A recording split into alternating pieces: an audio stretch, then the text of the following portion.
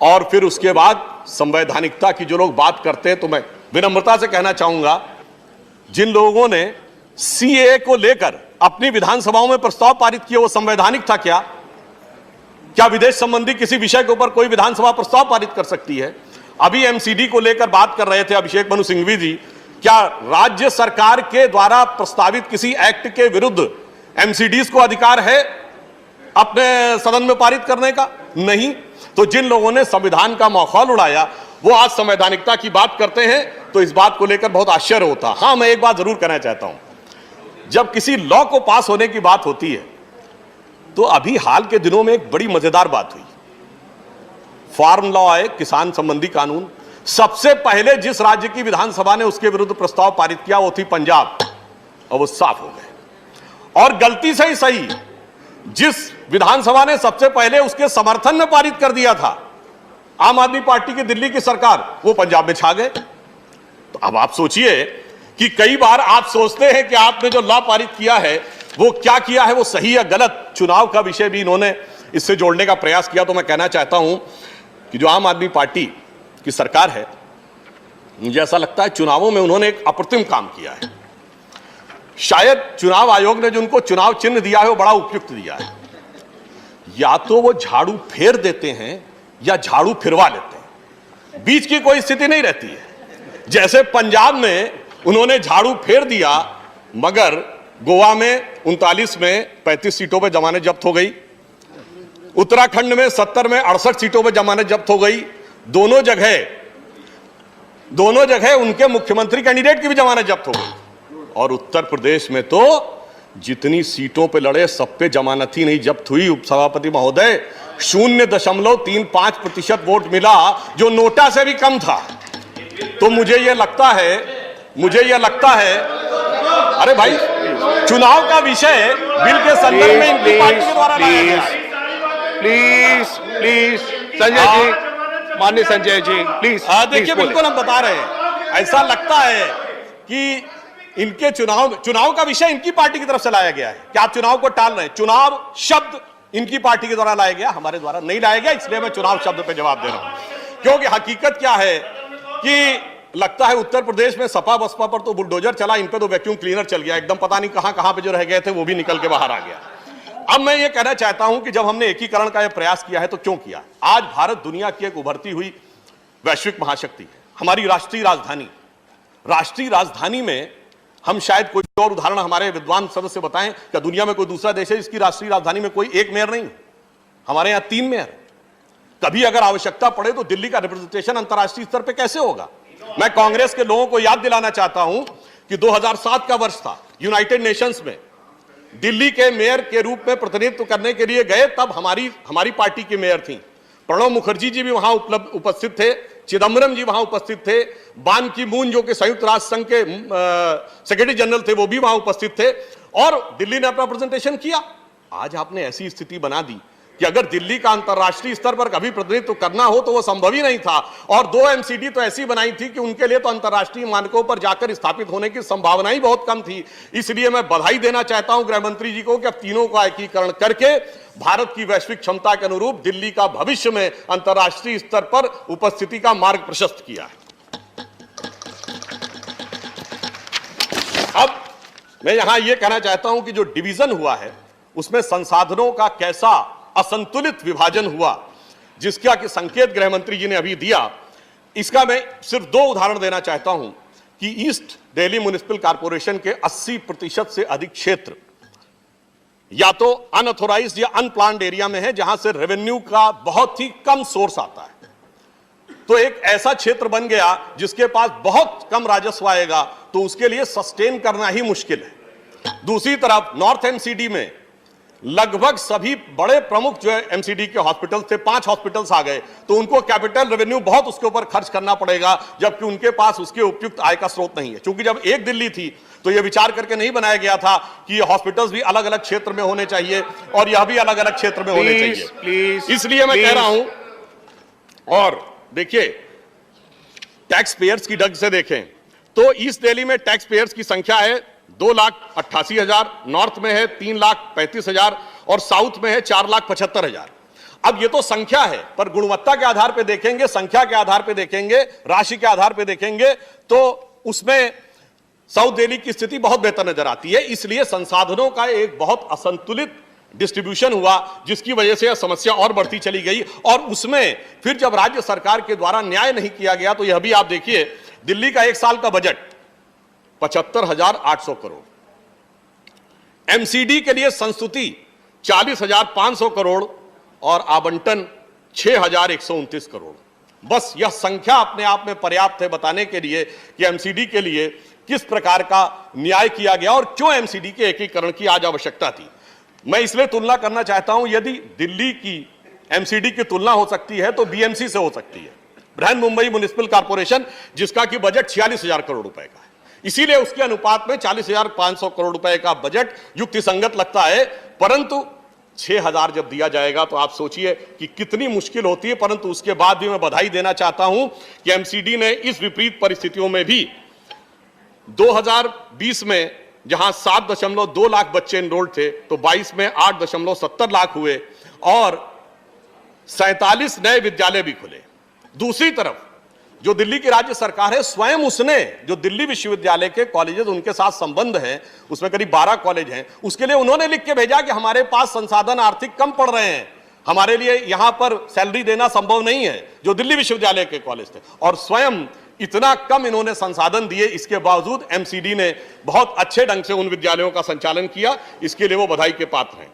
फिर चाहे दिल्ली के सौंदर्यीकरण का सारा भार एमसीडी के ऊपर हो, 15,000 पार्क हो, 3,700 पार्कों में झूले, 5,82,000 एलईडी लाइट्स लगाई गई, सारा सौंदर्यीकरण हुआ। कोविड के दौरान छतरपुर में एक बड़ा हॉस्पिटल भी बना जिसका उद्घाटन गृह मंत्री जी ने किया था। छोटी छोटी बातों का भी ध्यान रखा गया, जैसे मार्केट में महिलाओं के लिए पिंक टॉयलेट इत्यादि बनाने का भी काम उस समय सरकार के द्वारा किया गया।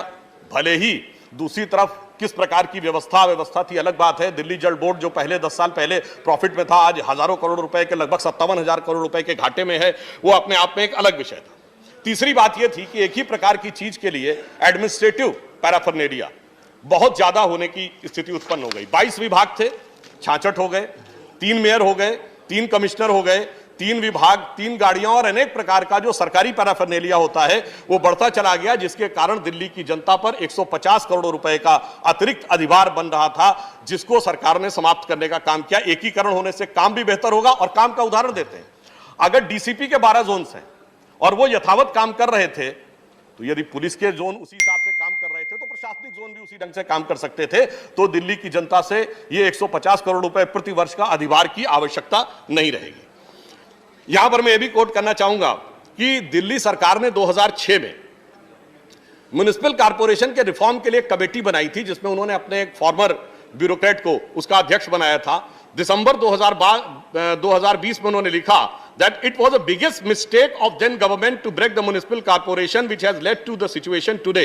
He said that his committee has recommended to the then union government, यानी 2006 में, and the Delhi government that MCD of the Delhi was not easily divisible and that its division could bring the multiple problems including the geographical challenges and the inequitable distribution of the resources.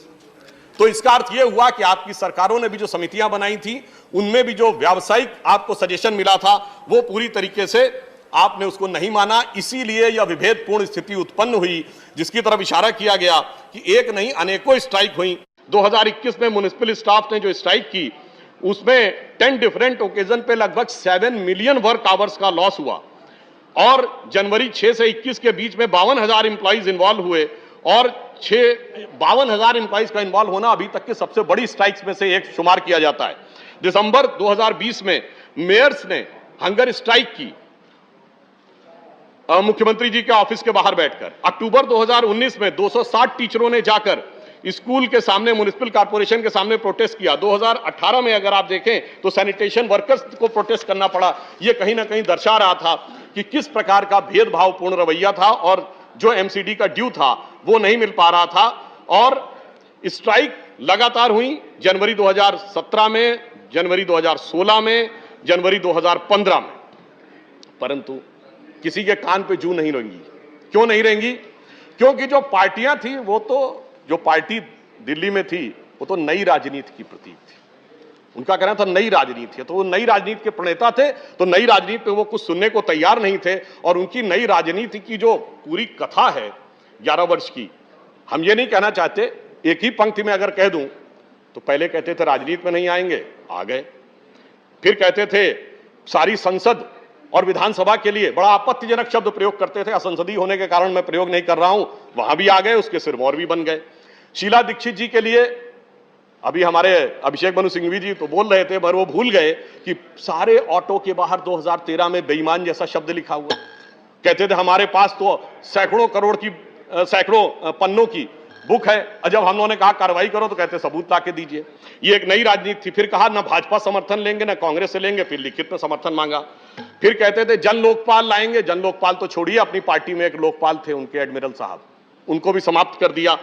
फिर कहते थे CM आवास नहीं लेंगे, वो भी लिया, सुरक्षा नहीं लेंगे, वो भी लिया। अब वो वैगन आर कार भी नजर नहीं आती है, और चार्टर्ड प्लेन की भी आवश्यकता पड़ी, कोई बात नहीं। कहते थे नो वीआईपी कल्चर। याद करिए 2015 में 26 जनवरी का दिन, जिस दिन बराक ओबामा आए थे, उस दिन बाकायदा उनकी पार्टी की तरफ से यह कहा गया कि पूर्व मुख्यमंत्री के रूप में जो वीआईपी सीट मिलनी चाहिए थी वो नहीं मिली। इसका अर्थ यह हो गया। फिर इतना ही नहीं, बिहार में जाकर राजद और अन्य दलों के साथ वो खड़े हुए जाके, प्लीज हाँ जी बिल्कुल हो रही है मान्यवर, अरे इतना नहीं, सुनिए तो प्लीज बिल्कुल आप सुनाइएगा जनाब सुधांशु जी, अरे हमारे माननीय सदस्य प्लीज नई राजनीति, अरे नई राजनीति के प्रणेता हमारे माननीय सदस्य लोग भी पार्टी में जाकर उत्तर प्रदेश में सपा से भी गठबंधन करने का प्रयास किया। उनकी जो भी आपत्ति है मान्यवर honourable member address the chair को एड्रेस करें। माननीय सुधांशु जी एड्रेस को चेयर को एड्रेस करें। माननीय सभापति महोदय, ये मैं सिर्फ ये बताना चाहता हूं कि जो लोग कहते थे कि हम नई राजनीति लाएंगे, वो आकर कैसे कैसे कैसे कैसे रूप बदलते हुए कहां तक पहुंच गए। तो ये अन्यथा न ले, तो इनके लिए कहना चाहता हूं एक बिंदु कि खुदा जब हुस्न देता है नजाकत आ ही जाती है, कदम गिन गिन के रखो पर कमर बल खाई जाती है। तो ये बल खाते चले गए, और ऐसा बल खाए कि इन्होंने एक नई राजनीति ये जरूर शुरू की कि पहले कहा एक दूसरे पे कि हम मानहानि का केस आरोप लगा देते थे, फिर माफी मांगते थे। हमारे नेता स्वर्गीय अरुण जेटली जी से भी माफी मांग चुके, नितिन गडकरी जी से भी माफी मांग चुके, औरों से भी किया। तो ये एक नई राजनीति जरूर है। ये मैं मानता हूं कि इन्होंने इस मामले में एक नई राजनीति का सूत्रपात करने में जरूर सफलता हासिल की। मगर मैं यह भी कहना चाहता हूं, जब बिल के विषय में ही बात हो रही थी, तो किस प्रकार का सरकार का संवेदनशील रवैया है, मैं ईमानदारी से पूछता हूं, यह बताइए, इनके मुख्यमंत्री महोदय शायद समकालीन भारतीय राजनीति के सबसे पढ़े लिखे आईआईटी ग्रेजुएट हैं, पर वो क्या कहते वैक्सीन का फार्मूला सबको बांट दो। अरे भाई, कोई चूरन है जो सबको बांट देना चाहिए? ऐसी अव्यवहारिक बात मैं रिकॉर्ड पे कह रहा हूं, चाहे कांग्रेस पार्टी के नेता और नेत्री और चाहे आम आदमी पार्टी के नेता, इन्होंने अप्रैल 2021 में कहा बच्चों का वैक्सीन बाहर भेज दिया गया। इतनी छलपूर्ण राजनीति। उस समय तो पूरी दुनिया में बच्चों का वैक्सीन नहीं बना था, और सब ऑन रिकॉर्ड कह रहे थे कि बच्चों का वैक्सीन बाहर भेज दिया गया। ये इस बात का प्रमाण है। और फिर इस ढंग की अव्यवहारिक बात कहते हैं, प्लीज इस ढंग की अव्यवहारिक बात, माननीय सुधांशु जी ऑन द बिल, इस ढंग की अव्यवहारिक बात कहते सभापति महोदय, प्लीज कोई सामान्य व्यक्ति कहे तो बात समझ में आती है। संजय जी यूट्यूब पे डाल दो, प्लीज संजय जी, अब वो प्लीज संजय जी, पे डाल दो। सुधांशु जी, इस ढंग की जो फिल्मों को डालने की यूट्यूब पे बात कहते हैं, एक बहुत ही हल्की बात लगती है। अब सुनिए, अरे भाई आगे बात तो सुनिए। Please Sudhanshu ji address the chair. अब मैं सभापति महोदय बताना चाहता हूं कि इन लोगों ने जिस प्रकार की अव्यवस्था की, मैंने कोविड के दौर का क्यों जिक्र किया, हाई कोर्ट में लोग गए और हाई कोर्ट ने टिप्पणी की कि कोविड के दौरान जिस प्रकार की अव्यवस्था थी, मई 2021 का मैं हाई कोर्ट का कोर्ट बता रहा हूं, जब उसने कहा कि what is the use of Mohalla clinic, it is the waste of resources, if you made this infrastructure, what's the worth if it cannot be used for the purpose of dealing during the pandemic?